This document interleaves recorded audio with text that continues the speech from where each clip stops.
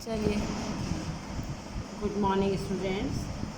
आज हम लोग पार्ट 2 हार कीजिए स्टोरी को संक्षेप में पढ़ेंगे।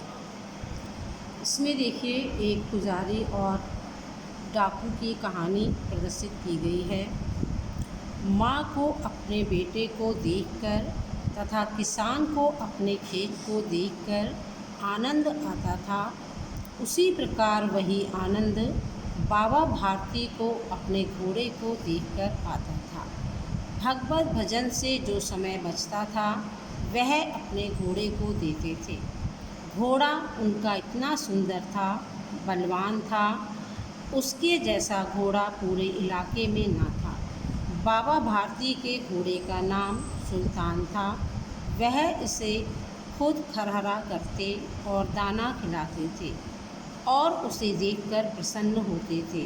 उन्होंने अपना सब कुछ त्याग दिया था। वह छोटे से गांव के मंदिर में रहते और भगवान का भजन करते थे। मैं सुल्तान के बिना नहीं रह सकूंगा, वे उसकी चाल पर लट्टू थे। शाम को 8-10 मील तक बैठकर चक्कर नहीं लगा लेते, तब तक उन्हें चैन नहीं मिलता था। खड़ग सिंह इस इलाके का प्रसिद्ध डाकू था। उसके नाम से लोग कांपते थे। सुल्तान की कीर्ति उसके कानों तक पहुंची। वह उसे देखने के लिए परेशान था। एक दिन वह बाबा भारती के पास पहुंचा, उन्हें नमस्कार किया। बाबा भारती ने पूछा, क्या हाल चाल है? आपकी दया है, इधर सुल्तान की चाह ले आई। बाबा भारती ने कहा, उससे मिलोगे तो प्रसन्न हो जाओगे। मैंने भी सुना देखने में बहुत सुंदर है। इस प्रकार दोनों अस्तबल में पहुंचकर बाबा ने घोड़े को दिखाया। खड़ग सिंह सोचने लगा, अधीरता से बोला, बाबा इसकी चाल नहीं देखी। घोड़े को छोड़ा, वायु वेग से दौड़ने लगा। जाते जाते खड़ग सिंह ने कहा, बाबा जी अब ये घोड़ा आपके पास ना रहने दूंगा। सारी रात उन्हें नींद न आई। वह अस्तबल की रखवाली करते रहे। कई महीने बीत गए, वह ना आया। बाबा भारती निश्चिंत हो गए। शाम को समय था। बाबा भारती सुल्तान की पीठ पर सवार घूमने जा रहे थे। अचानक आवाज़ आई, इस लंगड़े की सुनते जाना बाबा, तकलीफ़ है।